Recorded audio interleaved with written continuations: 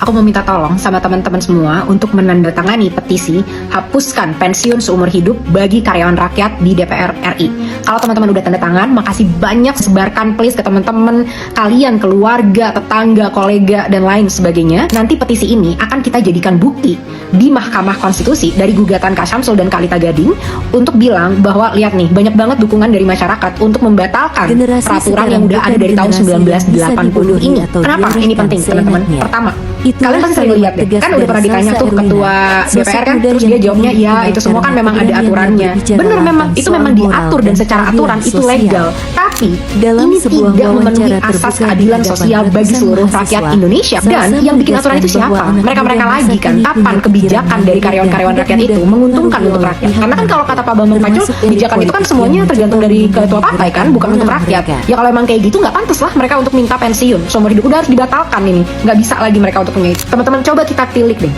Kita tulang punggung negara, para ASN, TNI, Polri, teman-teman ini harus bekerja puluhan tahun untuk sampai bisa dapat pensiun seumur hidup. Belum lagi yang di luar ASN, guru honorer, nelayan, petani, ojol, buruh, dan banyak banget teman-teman yang bekerja di sektor informal. Cuma bisa mimpi kali untuk bisa dapat pensiunan seumur hidup. Dan yang terakhir, diaspora. Emang kita meninggalkan Indonesia karena nggak cinta tanah air? Mana ada? Pasti kita meninggalkan Indonesia karena kita mau mencari penghidupan yang lebih layak. Kita terusir dari negara sendiri karena negara kita yang sangat kaya raya itu, yang harusnya bisa mensejahterakan masyarakatnya, tidak dinikmati oleh rakyat, tapi dinikmati oleh segelintir orang, oleh partai politik, oleh politik dinasti, oleh mereka-mereka lagi. Kita sebagai tulang punggung yang membayar pajak malah memanjakan beban negara, yaitu karyawan-karyawan kita di DPR RI, di mana mereka ini, satu, kerjanya nggak pakai KPI, nggak ada tujuannya, mereka itu harus mencapai apa. Dua, kerjanya nggak pakai resiko, teman-teman. Kalau kita kerja di swasta, perusahaan gonjang-ganjing bisa dipecat kapan aja, resikonya tinggi, tergantung dari ekonomi dan lain sebagainya. Mereka mau negara defisit juga nggak ada resikonya, bakal tetap dapat pensiun, bahkan bisa-bisanya lagi nih naikin dana reses. Emangnya mereka bekerja untuk rakyat? RUU perampasan aset udah 12 tahun sampai hari ini setelah 17+8 juga masih belum disahkan, malah memotong tunjangan rumah, dana resesnya naik ratusan juta, hampir 2 kali lipat. Yang begini mau kita kasih pensiunan seumur hidup? Nggak pantes. Jadi caranya, yuk kita ganti hukumnya, kita gugat hukumnya. Aku nggak tahu kita akan sukses atau enggak, semoga kita akan sukses. Tapi ingat ya, para penguasa, kita generasi muda Indonesia nggak akan berhenti berjuang. Dulu nenek moyang kita, mereka melawan penjajah, tapi sekarang kita melawan bangsa sendiri yang membuat kebijakan tidak berpihak kepada rakyat. Batalkan pensiunan seumur hidup untuk DPR RI. Kalian tahu apa yang paling ironis di negeri ini? Tanya Salsa Erwina di depan kamera dengan nada dingin. Ketika rakyat mati-matian kerja demi sesuap nasi, tapi anggota DPR yang hanya 5 tahun duduk manis bisa hidup nyaman seumur hidup dari uang rakyat. Kalimat itu meledak di jagat maya. Ribuan komentar bermunculan. Ada yang kagum, ada yang marah. Tapi semuanya sepakat, Salsa bicara hal yang banyak orang takut ucapkan. Aku tidak benci orangnya, kata Salsa. Aku benci sistem yang membuat rakyat harus terus membayar mereka yang sudah berhenti bekerja. Ia menegaskan, pensiun seumur hidup DPR bukan bentuk penghargaan, tapi bentuk ketimpangan yang mencolok di negara yang masih punya anak gizi buruk dan sekolah reot. Bagaimana mereka bisa tidur tenang kalau mereka tahu gajinya berasal dari rakyat yang lapar? Katanya. Setelah pernyataannya viral, gelombang dukungan datang dari berbagai daerah. Tagar-tagar hapus pensiun for dan tagar rakyat melawan trending di media sosial. Salsa hanya mengucapkan apa yang kami rasakan, tulis seorang netizen.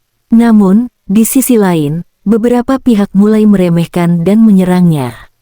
Menuduhnya hanya mencari sensasi. Salsa menjawab singkat, kalau bicara kebenaran disebut sensasi, berarti kebenaran memang sudah lama dibungkam. Salsa turun langsung ke jalan, menemui guru honorer, pedagang kaki lima, dan sopir angkot. Mereka semua berkata hal yang sama, kami kerja keras, tapi hidup tetap susah. Saat itu, Salsa terdiam lama. Negara yang membiarkan ketimpangan seperti ini, katanya, bukan sedang hidup, tapi sedang menipu dirinya sendiri. Dalam sebuah forum mahasiswa, Salsa menunjukkan data. Biaya pensiun DPR per tahun bisa digunakan untuk membangun ribuan beasiswa dan puskesmas. Satu kursi parlemen setara dengan harapan ratusan rakyat kecil, ujarnya. Dan kalau mereka tetap diam, berarti mereka menikmati ketimpangan itu. Ruangan hening. Semua yang hadir tahu. Kata-kata itu menamparkan keras wajah sistem. Tak lama kemudian, beberapa akun palsu mulai menyebarkan fitnah tentang Salsa. Ia dituduh provokator, dituduh menghina lembaga negara. Tapi Salsa tetap berdiri. Aku tidak melawan negara, katanya. Aku melawan ketidakadilan yang memakai wajah negara. Kata-kata itu kembali viral, menembus dinding kepura-puran. Dalam siaran langsung berikutnya, Salsa berbicara dengan nada bergetar. Bangsa ini tidak butuh pahlawan baru, tapi butuh rakyat yang sadar haknya. Kalau DPR ingin dihormati, mereka harus berhenti memperkaya diri dengan uang pensiun abadi. Komentarnya disambut ribuan emoji api dan bendera merah putih. Rakyat mulai bersatu, bukan untuk anarki, tapi untuk menuntut moralitas. Kalian bicara kesejahteraan rakyat di depan kamera, katanya. Tapi di belakang layar, kalian menandatangani undang-undang yang memastikan kalian pensiun nyaman. Suaranya mulai bergetar. Kalian tahu kenapa rakyat miskin diam? Karena mereka sibuk bertahan hidup. Sementara kalian sibuk mempertahankan fasilitas. Sekali lagi, publik terdiam. Tidak ada yang bisa menyangkal kebenaran kalimat itu. Setelah berbagai tekanan, gerakan hapus pensiun DPR mulai terbentuk di berbagai kampus. Spanduk, mural, dan diskusi terbuka digelar. Salsa tidak mengklaim dirinya pemimpin. Aku bukan siapa-siapa, katanya. Aku cuma rakyat yang muak melihat ketimpangan dijadikan hukum. Tapi justru karena itu, suaranya terdengar paling jujur. Di akhir tayangan, Salsa berdiri di depan gedung tinggi yang menjulang. Angin malam berhembus, lampu-lampu kota berkelip. Negara ini akan adil, katanya perlahan. Bukan ketika DPR dipenuhi orang pintar, tapi ketika rakyatnya berhenti takut bicara. Ia menatap kamera dan menutup dengan kalimat terakhir yang menggema di hati banyak orang. Selama DPR masih hidup, dari uang pensiun rakyat, keadilan hanya tinggal kata di buku pelajaran. Disclaimer, cerita ini adalah fiksi edukatif.